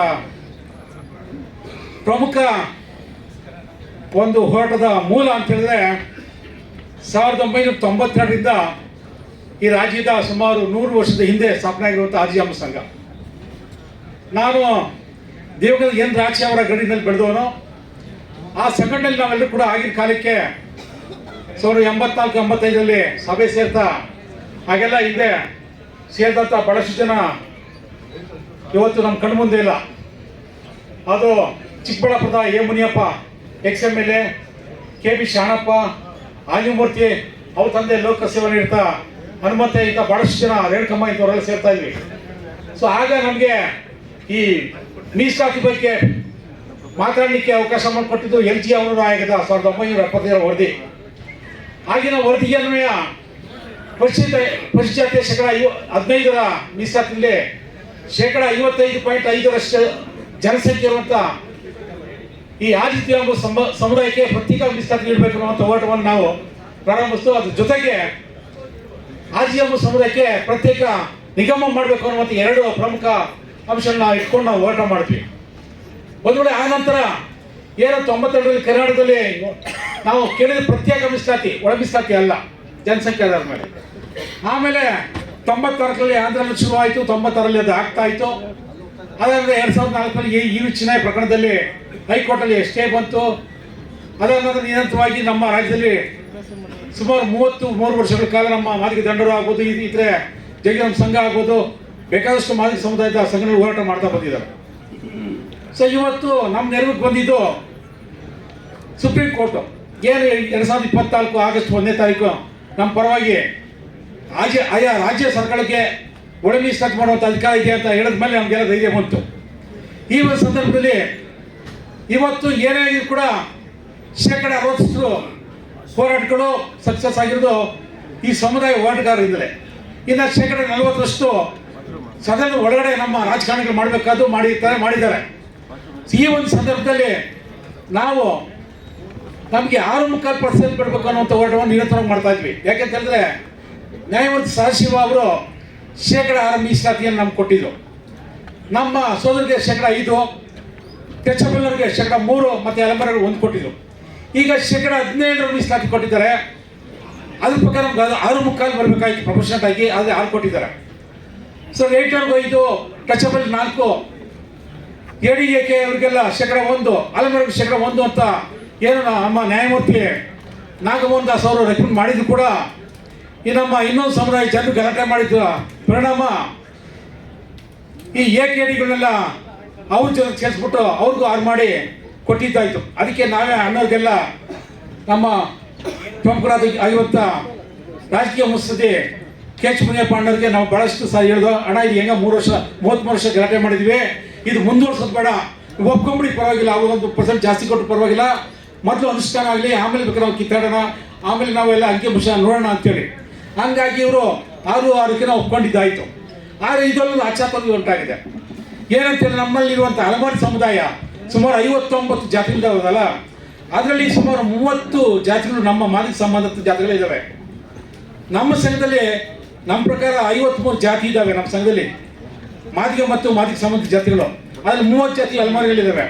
ಆದರೆ ಇವತ್ತು ಇತ್ತೀಚೆಗೆ ಏನು ಪರಿಶಿಷ್ಟ ಜಾತಿಯ ಒಳ ಮೀಸಲಾತಿ ಜಾರಿ ಮಾಡುವಂಥ ಒಂದು ಸಮಿತಿ ಅಂತ ಮುಖೋಡ ಹಾಕ್ಕೊಂಡು ಇವತ್ತೊಂದು ಕಾಂಟ್ರವರ್ಸಿ ಶುರು ಮಾಡೋರು ಕೆಲವರು, ಅವರೆಲ್ಲ ಇಲ್ಲೇ ಇದ್ದಾರೆ. ನಾನು ಮೊನ್ನೆ ಅದನ್ನು ವಿರೋಧ ಮಾಡಿದೆ ವಾಟ್ಸಪ್ ಮೂಲಕ. ಅವ್ರು ಏನು ಹೇಳ್ತಾರೆ, ಅಲೆಮಾರಿಗಳಿಗೆ ಅನ್ಯಾಯ ಆಗಿದೆ, ನಿಜ. ಅನ್ಯಾಯ ಆಗಿರೋದಲ್ಲಿ ಅವ್ರು ಕೊಟ್ಟಿದ್ದ 1%ನ ಈ ಟಚಬಲ್ ಜೊತೆ 4% ಸೇರಿ 5% ಮಾಡಿಬಿಟ್ಟಿದ್ದಾರೆ. ಅದ್ರ ವಿರುದ್ಧ ಹೋರಾಟ ಮಾಡಿ ಅದು ಸೆಪ್ರೇಟ್ ಮಾಡಿಸ್ಬೇಕು ನಾವು. ಆದರೆ ಈಗಾಗಲೇ ನಾವು ಸರ್ಕಾರದಲ್ಲಿ ಹೇಳಿದ್ವಿ, ಮುಖ್ಯಮಂತ್ರಿಗಳು ಮಾತಾಡಿದ್ವಿ, ಅಣ್ಣವ್ರಿಗೆ ಹೇಳಿದ್ವಿ. ಆದರೆ ಇವರು ಇತ್ತೀಚೆಗೆ ಹೇಳಿದ್ದು ಏನಂದ್ರೆ, ಒಂದು ಕಾಂಟ್ರವರ್ಸಿ ಮಾದಿಗರಿಗೆ ಅವರಿಗೆ ಕೊಟ್ಟಿರುವಂಥ 6%ಅಲ್ಲಿ 10% ಕಿತ್ತು ಅವ್ರು ಕೊಡಿ ಅಂತ ಹೇಳ್ತಾರೆ. ಇಲ್ಲಿ ನಾವು ಕೋರ್ಟ್ಗೆ ಹೋಗ್ತೀವಿ ಅಂತ ಹೇಳ್ತಾರೆ. ಇದನ್ನು ನಾವು ಖಂಡಿಸ್ತೀವಿ. ಯಾಕಂದರೆ ಫುಲಿಶ್ ಕೇಸು. ನೀವು 1% ಅಲ್ಲಿ ಇದ್ದರೆ ಸೆಪ್ರೇಟ್ ಆಗಿ ಹೋರಾಟ ಮಾಡೋದು ಬಿಡಿಸ್ಕೊಡಿ. ನೀವು ಕೋರ್ಟ್ಗೆ ಹೋದ್ರೆ ಈಗಾಗಲೇ 33 ವರ್ಷ ನಮ್ಮೆಲ್ಲ ಭಾಳ ಏಜ್ ಬಾರ್ ಆಗಿದೆ. ಭಾಳ ನಮ್ಮಂಥ ಜನರೇಷನ್ ಏನು ಸಿಕ್ಕೇ ಇಲ್ಲ, ಅನುಭವಿಸೇ ಇಲ್ಲ. ಇನ್ನು ಮುಂದಿನ ಜನರೇಷನ್ ಕೂಡ ಅನುಭವಿಸ್ಬಾರ್ದು ಅಂತ ಕಷ್ಟ ಕೊಟ್ಟೆಲ್ಲ ಅನುಭವಿಸ್ಬಾರ್ದು ಅನ್ನೋ ಕಾರಣಕ್ಕೋಸ್ಕರ 6% ಹಂಗೆ ಮುಂದುವರಿಲಿ.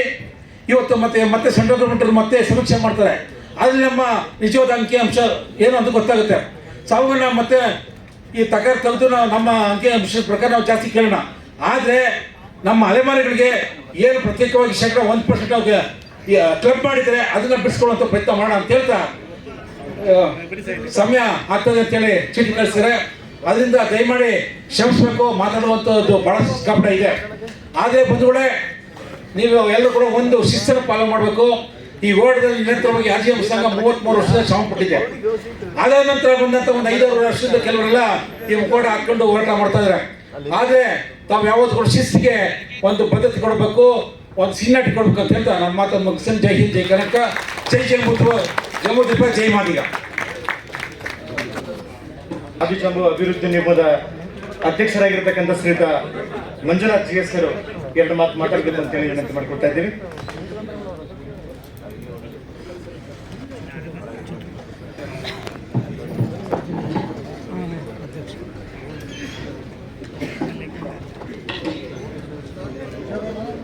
ಅಧ್ಯಕ್ಷತೆ ವಹಿಸಿರ್ತಕ್ಕಂಥ ನಮ್ಮ ಹಿರಿಯರಾಗಿರ್ತಕ್ಕಂಥ ಗೋನಾಳ್ ಭೀಮಪ್ಪಾಜಿಯವರೇ, ಈ ಒಂದು ವಿಶಿಷ್ಟವಾದ ಕಾರ್ಯಕ್ರಮದ ಉದ್ಘಾಟನೆ ಮಾಡಿರ್ತಕ್ಕಂಥ ಜನಾಂಗದ ಹಿರಿಯರು, ಮುತ್ಸದ್ದಿಗಳಾಗಿರ್ತಕ್ಕಂಥ ಮುನಿಯಪ್ಪಾಜಿಯವರೇ, ವೇದಿಕೆ ಮೇಲಿರ್ತಕ್ಕಂಥ ಎಲ್ಲ ಅಣ್ಣ ತಮ್ಮಂದಿರ, ಅಕ್ಕ ತಂಗಿಯರು, ಕೆಳಗಡೆ ಇರ್ತಕ್ಕಂಥ ಎಲ್ಲ ಮಾದಿಗ ಬಂಧುಗಳು,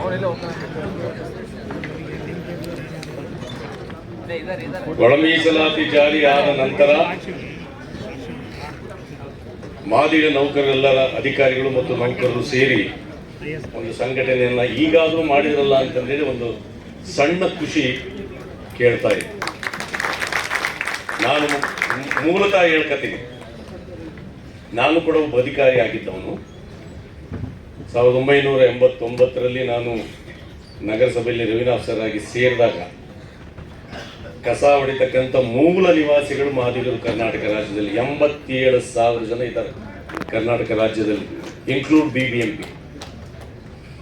ನಾನು 345 ನಗರಸಭೆ, ಪುರಸಭೆ, BBMPಯನ್ನು ಹೊರತುಪಡಿಸಿ ಕರ್ನಾಟಕ ರಾಜ್ಯದ ಪೌರ ನೌಕರರ ಸಂಘದ ಅಂದರೆ ಅಧಿಕಾರಿಗಳು, ಕಸ ಹೊಡೆಯರೆಲ್ಲ ಸೇರಿ ಚುನಾವಣೆಯಲ್ಲಿ ಗೆದ್ದಂತಹ ರಾಜ್ಯಾಧ್ಯಕ್ಷನಾಗಿ 21 ವರ್ಷಗಳ ಕಾಲ ಚುನಾವಣೆಯಲ್ಲಿ ಗೆದ್ದು ಇಡೀ ಮುನ್ಸಿಪಲ್ ಎಂಪ್ಲಾಯೀಸ್ ಕಾರ್ಮಿಕರನ್ನ ಸರ್ಕಾರಿ ನೌಕರನ್ನಾಗಿ ಮಾಡಿ ಸರ್ಕಾರದಿಂದ ಕಸ ಹೊಡಿತಕ್ಕಂಥ ಪೌರ ಕಾರ್ಮಿಕರಿಗೆ ಇಂಡಿಯಾದಲ್ಲೆಲ್ಲೂ ಕೂಡ ಸ್ಯಾಲರಿ ಇಲ್ಲ, ಕರ್ನಾಟಕದಲ್ಲಿ ಮಾತ್ರ ನೇರವಾಗಿ ಸರ್ಕಾರದಿಂದ ಕೆಲಸ ಸಂಬಳ ಕೊಡಿಸ್ತಕ್ಕಂಥ ಹೋರಾಟ ಮಾಡಿ ನಂತರ ಕಾಂಗ್ರೆಸ್ ನನ್ನನ್ನು ಗುರುತಿಸಿ ಹಿರಿಯೂರಿನಲ್ಲಿ 2004ರಲ್ಲಿ ಟಿಕೆಟ್ ಕೊಡ್ತು. ಗಂಗರಾಜ್ ಸಾಹೇಬ್ರವರ ನಂತರ ನಾನು ಚುನಾವಣೆಗೆ ನಿಂತು ಸೋತು, ನಮ್ಮ ರಮೇಶ್ ಅಣ್ಣ ಹೇಳಿದ್ರು ಸೋಲಕ್ಕೆ ಕಾರಣಗಳು ಏನು ಅಂತ. ಹೋರಾಟಗಾರರಿಗೆ ಎಲ್ಲೂ ಕೂಡ ಚುನಾವಣೆ ಸೂಟ್ ಆಗಲ್ಲ. ನಾವು ಅದನ್ನ ತಿಳ್ಕೊಂಡು ಆದ್ಮೇಲೆ ಏನ್ ಮಾಡಬೇಕು ಅಂದ್ರೆ ಹೋರಾಟಗಾರನ್ನ ಪೋಷಣೆ ಮಾಡ್ಬೇಕು. ಅದು ಮುನಿಯಪ್ಪಾಜಿ ಅವರಿಂದ ನಾನು ಕರಿತಾ ಇದ್ದೀನಿ. ಹೋರಾಟಗಾರನ್ನ ಗೊಬ್ಬರ ಹಾಕಿ ಹುಲಿಗಳ ತರ ಬೆಳೆಸಬೇಕು. ಯಾರು? ದುಡ್ಡು ಇರ್ತಕ್ಕಂಥ ಅಧಿಕಾರಿಗಳು, ನೌಕರರು ಮತ್ತೆ ಪೊಲಿಟಿಷಿಯನ್ಸ್. ಹೋರಾಟಗಾರನ್ನೆಲ್ಲ ಕೂಡ ಹುಲಿಗಳ ತರ ಬೆಳೆಸಬೇಕು. ಅವಾಗ ಹೋರಾಟ ಸಕ್ಸಸ್ ಆಗ್ತದೆ. ಅದನ್ನು ಬಹಳ ಡೀಪ್ ಆಗಿ ಹೇಳೋದು ಬೇಡ. ನಮ್ಮ ಮಂಜುನಾಥ್ ಬಹಳ ಸೂಕ್ಷ್ಮವಾಗಿ ಹೇಳಿದ್ದಾರೆ. ಅವರ ಭಾಷಣದಲ್ಲಿ ನನಗೆ 25 ವರ್ಷದ ನೆನಪಾಯ್ತು. ನನಗೆ ಭಾಷಣ ಅಂದರೆ 5 ನಿಮಿಷ 10 ನಿಮಿಷ ನನ್ನ ಕೈಲಿ ಆಗಲ್ಲ. ನಂದೆಲ್ಲ 2 ಗಂಟೆ 3 ಗಂಟೆ ಭಾಷಣ. ಅಂದರೆ ಇಷ್ಟು ಅಲ್ಲಿಂದ ಹಿಡಿದು ಇಲ್ಲಿವರೆಗೂ ಮುಗಿಸೋ ವರ್ಷದಿಗೆ ನಿಮಗೆಲ್ಲ ನಿದ್ದೆ ಬಂದಿರ್ತದೆ, ಇನ್ನೇನು ಭಾಷಣ ಮಾಡೋಣ. ನಿಜವಾದ ಹೋರಾಟ ಒಳ ಮೀಸಲಾತಿ ಆಗಿದೆ. ನಾವೆಲ್ಲ ಏನು ಮಾತಾಡ್ತಾ ಇದ್ವಿ ಇದೆಲ್ಲ 1-2% ಅನುಕೂಲ ಆಗ್ತಕ್ಕಂಥದ್ದನ್ನ ಮಾತಾಡ್ತಾ ಇದ್ವಿ. ಮಾರಪ್ಪನವ್ರು ಕರೆಕ್ಟ್ ಹೇಳಿದ್ರು, ಯಾರಾದ್ರೂ ಒಬ್ರು ಮಾತಾಡ್ತಾರ ಹಳ್ಳಿಗಿರ ಮಾದಕ ಬಗ್ಗೆ? ಯಾರು ಮಾತಾಡಕ್ಕೆ ರೆಡಿ ಇಲ್ಲ. ಪ್ರಮೋಷನ್ ಬಗ್ಗೆ ಮಾತಾಡ್ತಿದ್ರಿ, ಸ್ಕೇಲ್ ಬಗ್ಗೆ ಮಾತಾಡ್ತಿದ್ರಿ, ಕೆಲಸದ ಬಗ್ಗೆ ಮಾತಾಡ್ತಿದ್ರಿ, ಇಷ್ಟೇ. ಎಷ್ಟು ಪರ್ಸೆಂಟು?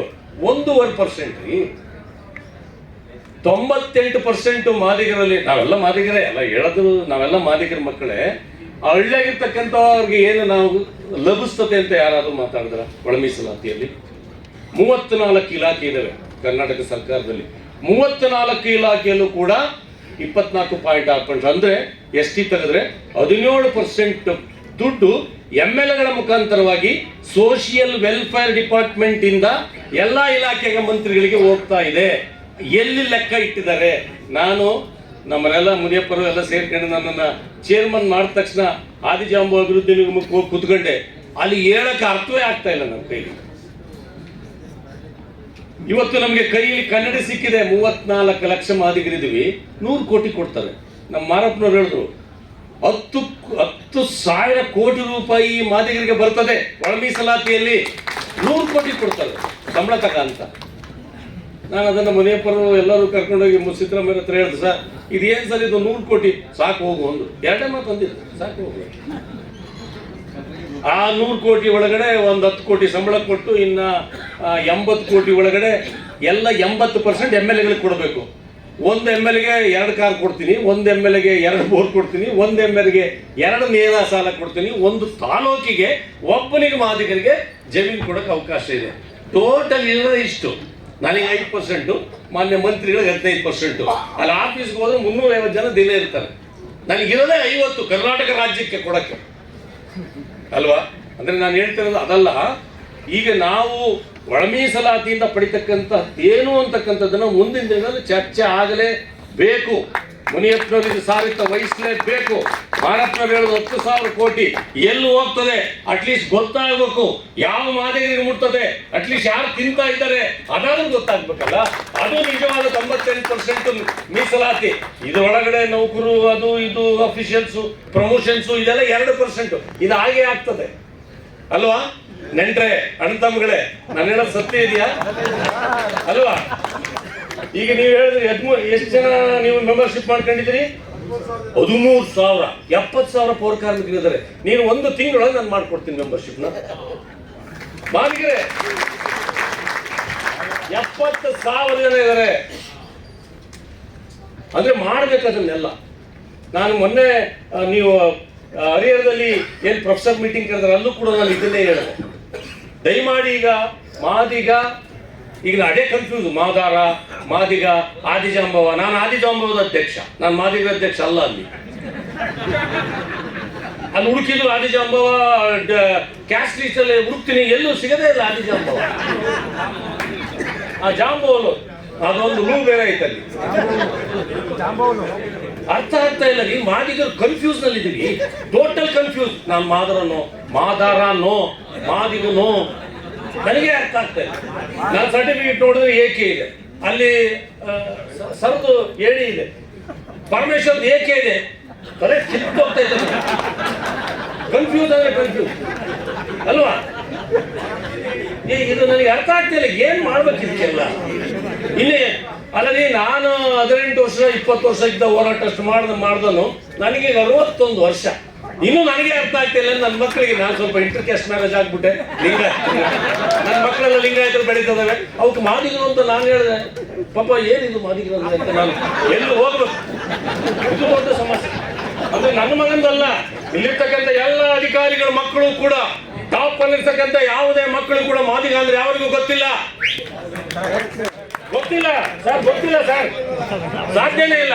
ಗೋನಾಳ್ ಒಬ್ಬರ ಮನೆಗೆ ಹೋಗಿ ನೋಡ್ರಿ, ಯಾಕಂದ್ರೆ ರಕ್ತ ಸಂಬಂಧಿಕರವರು.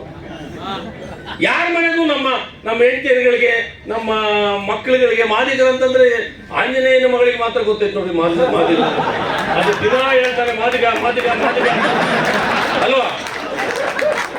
ನಾನು ಬೇರೆ ಲಿಂಗಾಯತರು ಮದುವೆ ಆಗ್ಬಿಟ್ಟಿದ್ದೀನಿ, ನನಗೆ ಮಾಧುರಂತ ನನ್ನ ಹೆಂಡತಿ ಹಾಳಾಗಿ ಹೋಗುವಂತೂ ಸುಮ್ಮನಾಗಿದ್ದಾರೆ.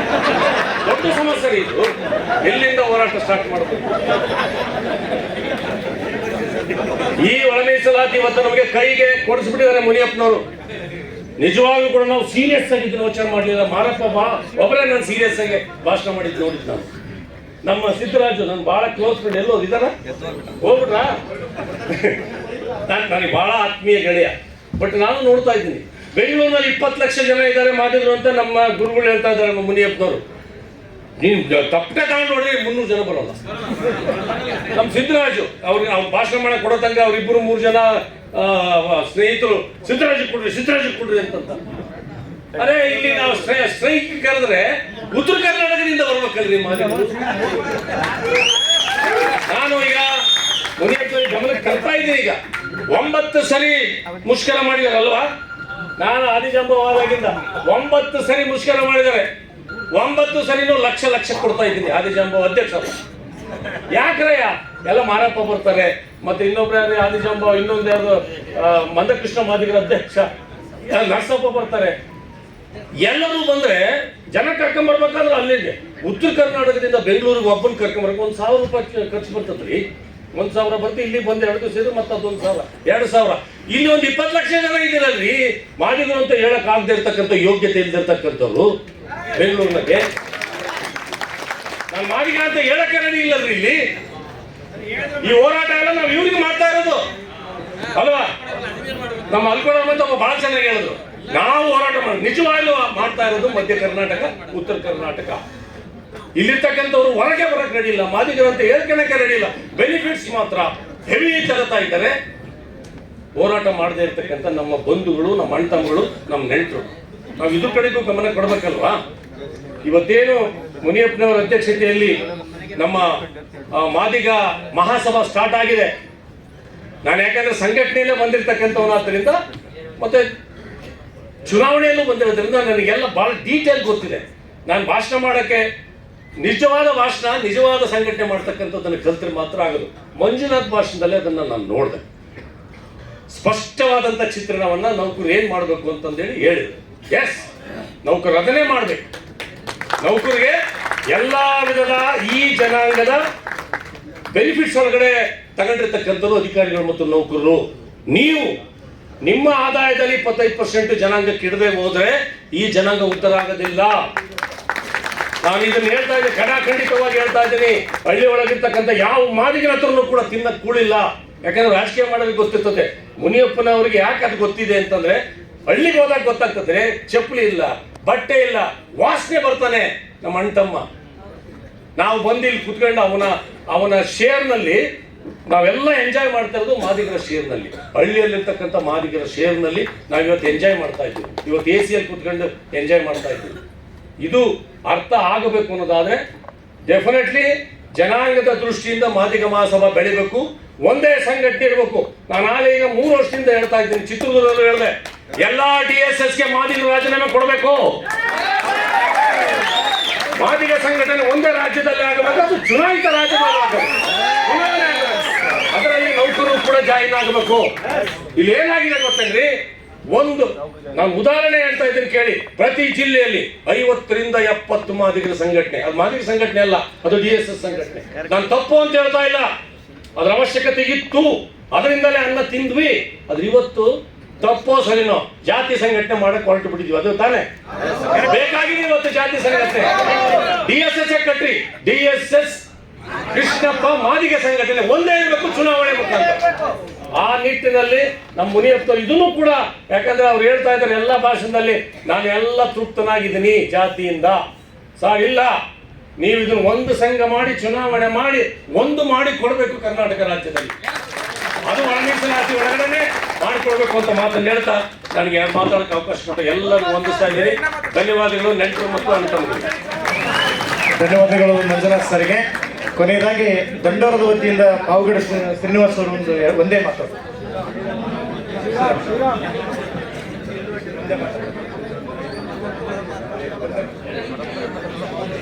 ಜೈ ಮಾದಿಗ.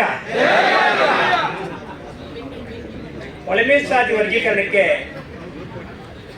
ಸತತವಾಗಿ 30 ವರ್ಷಗಳ ಹೋರಾಟ ಮಾಡಿದ ಎಲ್ಲ ಹೋರಾಟಗಾರರೇ ಹಾಗೂ ವೇದಿಕೆಯಲ್ಲಿ ಎಲ್ಲ ಗಣ್ಯರೇ, ಸಭಾಧ್ಯಕ್ಷರೇ, ಒಳ ಮೀಸಲಾತಿ ವರ್ಗೀಕರಣಕ್ಕೆ ಜೀವನ ತೆತ್ತವರು ಹೋರಾಟ ಮಾಡಿದವರು ಒಂದು ಕಡೆ ಆದರೆ, ಮೊನ್ನೆ ಫ್ರೀಡಂ ಪಾರ್ಕ್ ಅಲ್ಲಿ ಹೋರಾಟ ಮಾಡ್ತಾ ಇದ್ರೆ, ಅದೇ ಸಂದರ್ಭದಲ್ಲಿ ಕ್ಯಾಬಿನೆಟ್ ಅಲ್ಲಿ ನಮ್ಮ ಸಮಾಜಕ್ಕೆ ಸಂಬಂಧಪಟ್ಟ ದಕ್ಕಬೇಕಾದ ಹಕ್ಕಿದೆ ಎಂತಹ ತ್ಯಾಗಕ್ಕೂ ಸಿದ್ಧರಾಗಿರೋ KH ಮುನಿಯಪ್ಪ ಅಪ್ಪಾಜಿ ಅವ್ರಿಗೆ ನಾವು ಧನ್ಯವಾದ ತಿಳಿಸಬೇಕು. ಇವತ್ತೇನಾದ್ರು 6% ಸಿಕ್ಕಿದೆ ಅಂದ್ರೆ ನಾವೆಲ್ಲ ಹೋರಾಟಗಳು ಮಾಡಿದ್ರಿಂದ ಸಿಕ್ಕಿದೆ ಅಂತ ಭ್ರಮೆ ಬೇಡ. ನಿಜ, ನಾವು ಹೋರಾಟ ಮಾಡಿದ್ದಕ್ಕೆ ಅವ್ರಿಗೆ ಒಂದು ಹಕ್ಕು, ಅಲ್ಲಿ ಕುತ್ಕೊಳ್ಳೋಕೆ ಶಕ್ತಿ ಸಿಕ್ಕಿದೆ. ಆದರೆ ಅದರ ಸಂದರ್ಭದಲ್ಲಿ ನನ್ನ ಮಾನ್ಯ ಸಿದ್ದರಾಮಯ್ಯ ಸಾಹೇಬ್ರೆ, ನಾನು ರಾಜೀನಾಮೆ ಆದ್ರೂ ಚಿಂತೆ ಇಲ್ಲ, ನಮ್ಮ ಜನಕ್ಕೆ 6% ಬೇಕೇ ಬೇಕಂತ ಕೂತ್ಕೊಂಡವರು. ಆ ರೀತಿ ಕೂತ್ಕೊಂಡಿದ್ದಕ್ಕೆ ನಮಗೆ ಸಿಕ್ತು. ಆಮೇಲೆ ನಮಗೆ A ಗ್ರೇಡ್ B ಗ್ರೇಡ್ ಇರ್ತಲ್ಲ, ಆ A ಗ್ರೇಡ್ B ಗ್ರೇಡ್ ಸಂದರ್ಭದಲ್ಲಿ ಕೂಡ ನಮ್ಮನ್ನು ಬೀಗ ಹಾಕಿದ್ರು. ಆವಾಗ ಸನ್ಮಾನ್ಯ KH ಮುನಿಯಪ್ಪ ಅಪ್ಪಾಜಿ ಅವರು ಹೋಗಿ ಅದನ್ನ A ಗ್ರೇಡ್ ಮಾಡಿದ್ರು. ಮತ್ತೆ ಇವತ್ತು ನಾವು A ಗ್ರೂಪ್ ಅಲ್ಲಿ ಇದ್ದೀವಿ. ಕೇವಲ ನಮಗೆ 7 ಸಾರಿ ಈ ದೇಶದಲ್ಲಿ ಎಂಪಿಗಳಾಗಿ 2 ಸಾರಿ ಕೇಂದ್ರ ಸಚಿವರಾಗಿ ಈಗ ಕ್ಯಾಬಿನೆಟ್ ದರ್ಜೆ ಸಚಿವರಾಗಿದ್ದಕ್ಕೆ ನಮ್ಗೆ 6% ಮೀಸಲಾತಿ ಸಿಕ್ಕಿದೆ. ಒಂದ್ಸಾರಿ ಮುಖ್ಯಮಂತ್ರಿ ಆದ್ರೆ ಅವರು ನಮ್ಮ ಸಮಾಜದಿಂದ ಮುಖ್ಯಮಂತ್ರಿ ಆದ್ರೆ ರಾಜಕೀಯದಲ್ಲಿ ಕೂಡ ಮೀಸಲಾತಿ ಸಿಕ್ಕೇ ಸಿಗುತ್ತೆ. ಹಂಗಾಗಿ ಕೇವಲ ಇಲ್ಲಿ ಮಾತಾಡಿದ್ರೆ ಬೇಡ, ನಮ್ಮ ಜಿಲ್ಲೆಗಳಲ್ಲಿ 30 ಜಿಲ್ಲೆಗಳಲ್ಲಿ ನಾವು ಧ್ವನಿ ಎತ್ತಬೇಕಾಗುತ್ತೆ. ಆ ಕೆಲಸ ಮಾಡ್ಬೇಕಂತ ನಾನು ಮಾತು ಮುಗಿಸಿ ಛಾಯ್ ಮಾಡಿದ.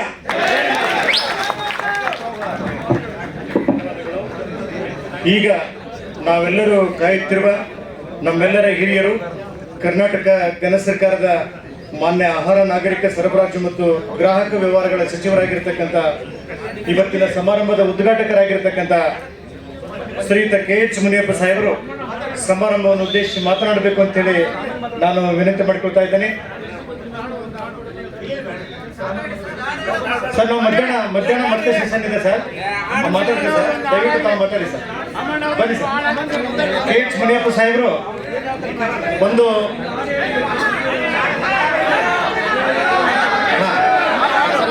ಸರಿ ಈಗ ಅಂಬಣ್ಣ ಸಾಹೇಬ್ರ ಒಂದೇ ನುಡಿ ಆಗ್ತೀನಿ, ಒಂದೇ ನುಡಿ. ಯಾಕಂದ್ರೆ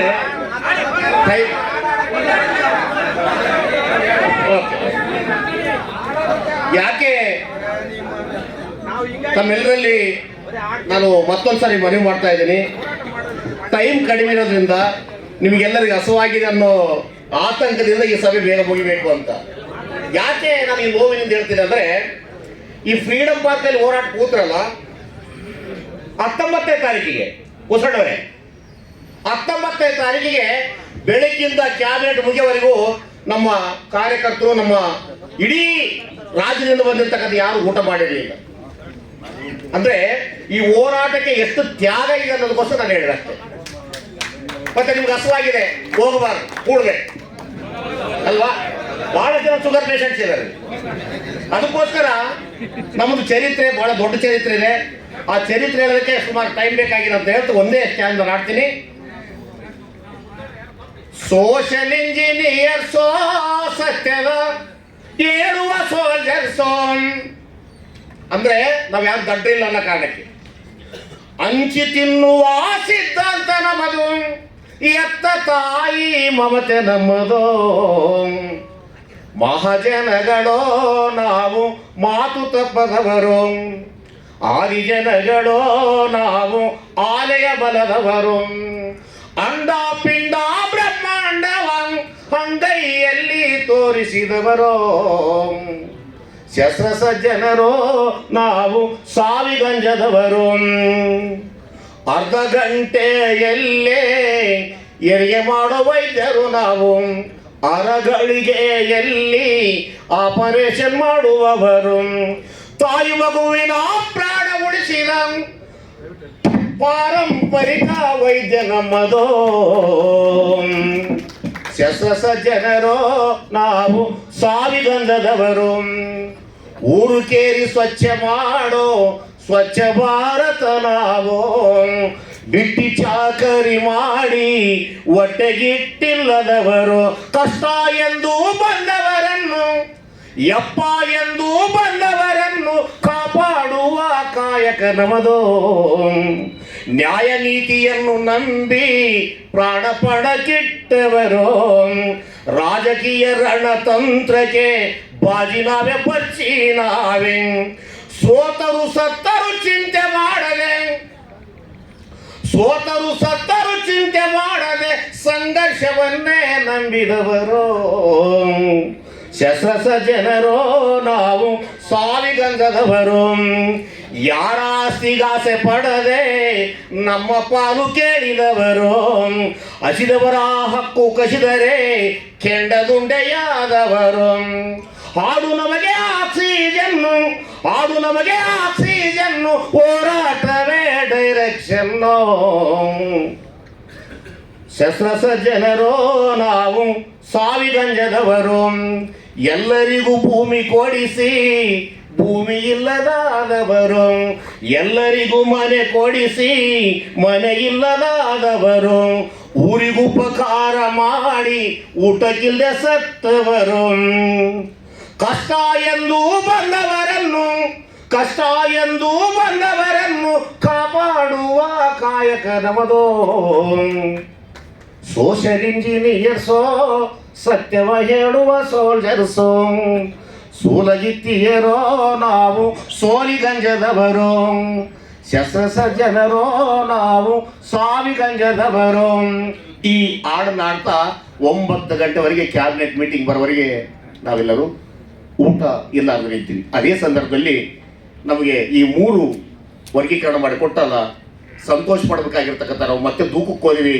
ಅದಕ್ಕೆ ಕಾರಣ ಇಲ್ಲಿ ಅಲೆಮಾರಿ ಸಮುದಾಯದ 49 ಸಮುದಾಯಗಳು ಪ್ಲಸ್ 10 ಮಾದಿಗ ಸಂಬಂಧಿತ ಜಾತಿಗಳು, ವಲಯ ಸಂಬಂಧಿತ ಜಾತಿಗಳು ಅವರು ಕಣ್ಣೀರಾಗ್ತಿದ್ರು.